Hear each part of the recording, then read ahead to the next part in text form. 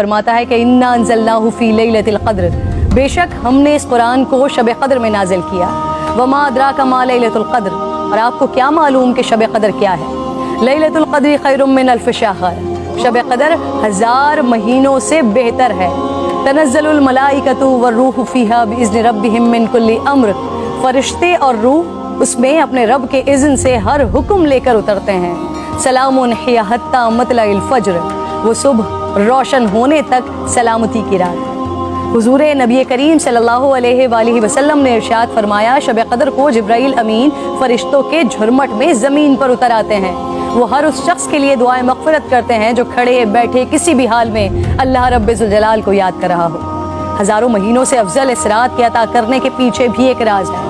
رسول پاک صلی اللہ علیہ وآلہ وسلم کو سابقہ لوگوں کی عمروں پر آگاہ فرمایا گیا، تو آپ نے ان کے مقابلے میں اپنی امت کے لوگوں کی عمر کو کم دیکھتے ہوئے یہ خیال فرمایا کہ میری امت کے لوگ اتنی کم عمر میں سابقہ امتوں کے برابر عمل کیسے کر سکیں گے؟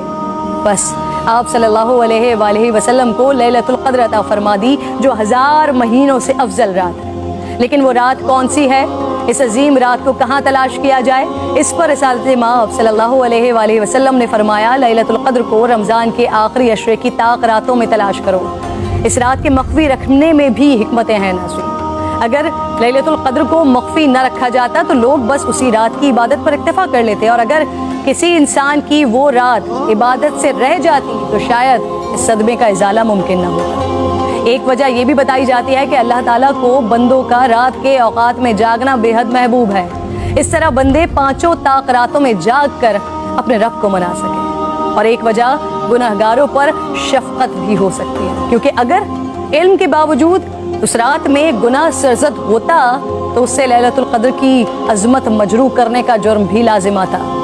آپ صلی اللہ علیہ وآلہ وسلم نے فرمایا، جس شخص نے شب قدر میں اجر و ثواب کی امید سے عبادت کی، اس کے سابقہ گناہ معاف کر دیا جاتا ہے۔ میری بات ناظرین بہت طویل ہو رہی ہے، میں بس آخر میں آج کی رات تمام مسلمانوں کو حضرت بہلول دانا کا ایک واقعہ سنانا چاہتی ہوں، جس کے بعد شاید کہنے کو پھر کچھ نہیں رہ جاتا۔ ایک دن بہلول بازار میں بیٹھے تھے، کسی شخص نے پوچھا کیا کر رہے ہیں؟ آپ نے فرمایا اللہ رب ذوالجلال اور بندوں کی صلح کروا رہا ہوں۔ اس شخص نے پوچھا پھر کیا بنا؟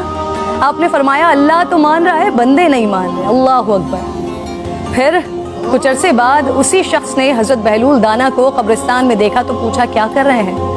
بہلول نے فرمایا اللہ اور بندوں کی صلح کروا رہا ہوں۔ اس شخص نے پوچھا پھر کیا بنا؟ آپ نے فرمایا کہ بندے تو مان رہے ہیں لیکن آج اللہ نہیں مان رہا۔ آنکھ بند ہونے سے پہلے منا لیں اس رب کو۔ میری التجا ہے، میرے حق میں بھی دعا کیجیے۔